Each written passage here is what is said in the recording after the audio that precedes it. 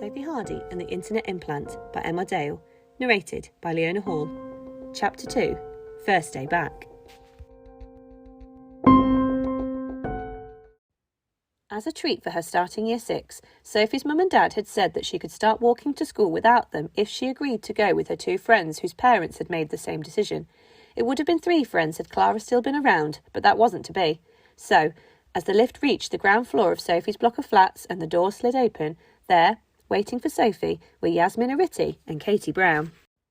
People sometimes thought that Yasmin could be a bit bossy and loud, but this couldn't be further from the truth. She was an extremely caring person who just let her confidence come out when she wasn't concentrating, but when she realised, she reined it back again. Yasmin's family were a lot richer than Sophie's. Her dad, Nicholas, whose mum, Yasmin's grandmother, had come over from Greece when Nicholas was little, was always out of the country on business, but the girls didn't really know exactly what he did.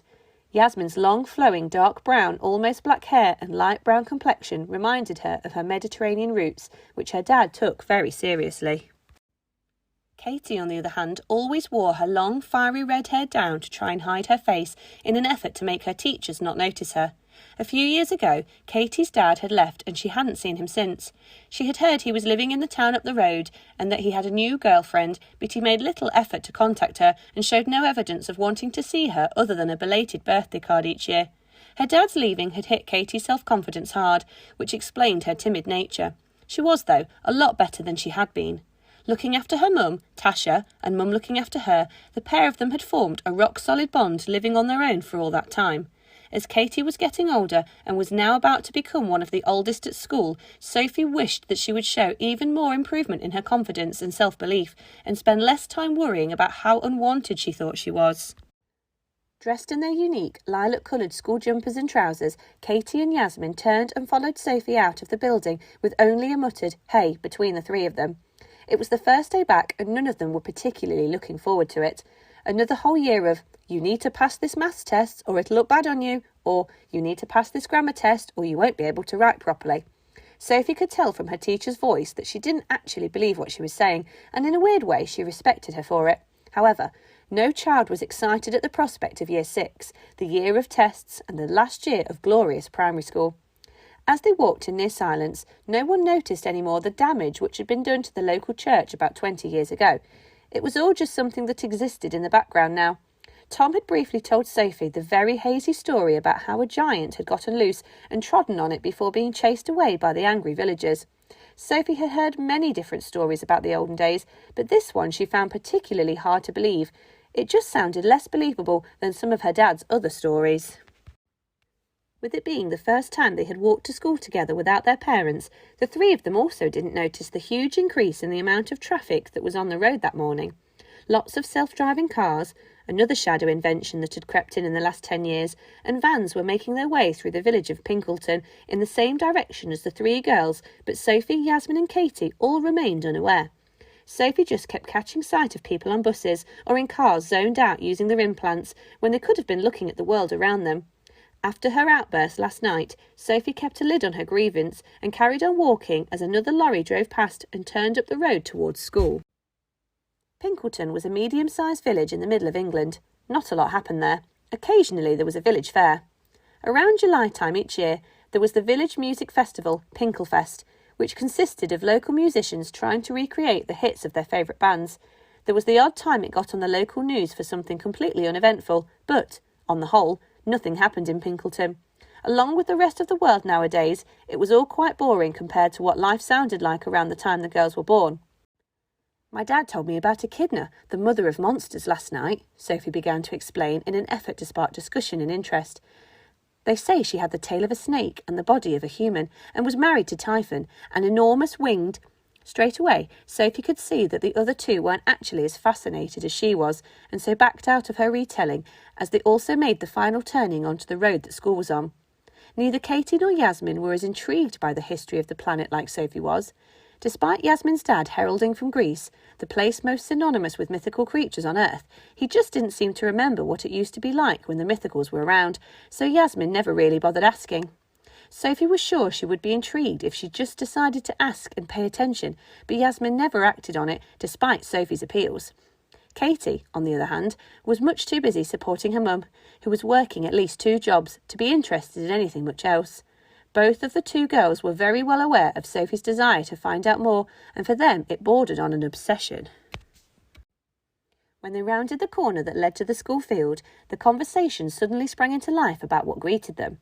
Peering as best they could through the thick hedge and tall green fence that separated the school field from the road, the girls could see that there were countless trucks and trailers with what looked like film crews carrying cameras and sound mics running around attempting to get organised for something. There was a hum of busyness about the school as hundreds, maybe thousands of people were shouting instructions to each other from one end of the field to the other. "What's all this?" Katie quietly chirped in. "My mum said there was something going off today, but she couldn't or wouldn't tell me what it was," Yasmin replied. "Yeah, she told my dad about it. In fact, he said your mum was there as well, Katie," said Sophie inquisitively. Katie just shrugged, as she genuinely had no idea what Sophie was talking about. Sophie pondered about what, or indeed who, would be so important as to bring all this attention to the school field in the unremarkable village of Pinkleton, and she clearly wasn't the only one. All these happenings on the school field were most intriguing to the local residents as well, and a lot of them were slowly starting to form a crowd behind the tall fence that encased the hedge around the school. It seemed like the entire village had turned up and were desperately squinting through trying to get a better look. Most intrigued were the 3 girls. They picked up the pace, walked quickly round to the main gate, almost ran up the drive, which was a steep slope, and arrived on the school playground. It was on the opposite side of the school to the field, but still out of sight of the road due to its elevated position.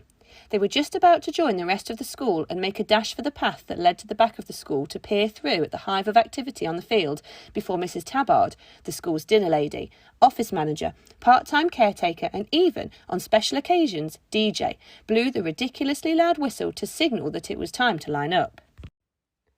"I wonder what it is," Sophie said, as she ushered some of the new foundation stage children to their line, as was expected of the Year Sixes. Yasmin didn't reply because she too was trying to help a younger child find the right line, and Katie had wandered off to get to the Year Sixes line. Their interests were piqued, but not as much as Sophie's. Before she could get surrounded by emotional foundation stage parents wishing their 4-year-olds all the best on their first day as if they were sending them off to war, Sophie lined up and asked other pupils what the drama was on the school field. Nobody knew, but the crowds grew larger still. Sophie leant over to Ryan Myers, the boy in Year 6 that nobody really wanted to sit next to because his behaviour was so bad, and tried to ask him if he knew anything, but before she could get the question out, Mrs. Tabard bellowed at her for even thinking about talking. "Don't even think about it, Sophie. You should be setting the example."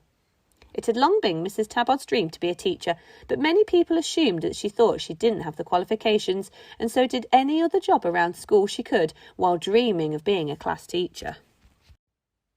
A few seconds later, the silence descended from eerie to numbing as the teachers emerged from the school, which was up a slope from the playground the children were all lined up on.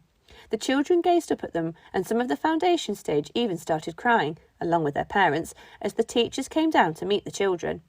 Arriving in front of each class, the teachers stood as smart as they could, trying to set a good example. Mrs. Tabard was still monitoring the noise level and kept barking at some of the younger children, who would now never dream of standing with their hands in their pockets again in their lives.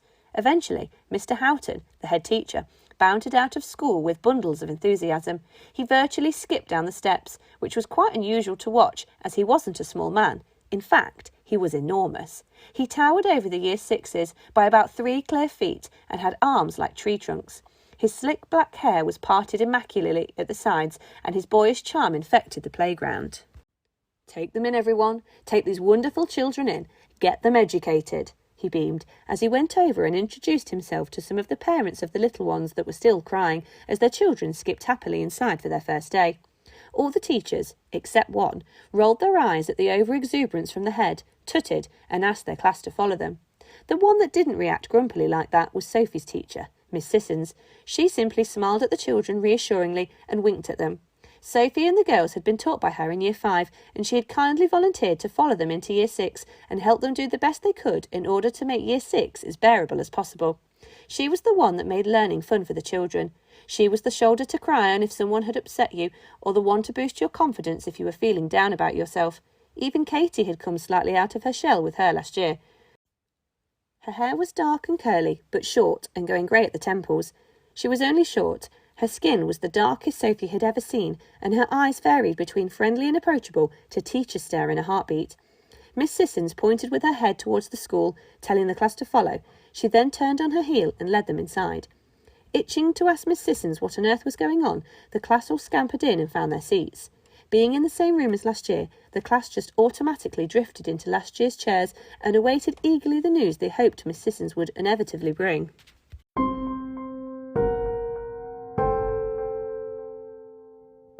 The Sophie Hardy saga was written and produced by Emma Dale and narrated and produced by Leona Hall. If you enjoyed it and would like to continue to follow the adventures of Sophie and her friends in coming episodes, then please subscribe through one of the many podcast providers out there. The links for each of these can be found on our website. If you require more information, visit our many social media channels, or if you would like to purchase a hard copy of the book, then be sure to check out www.sophiehardysaga.com. Thank you for listening, and we hope you enjoy.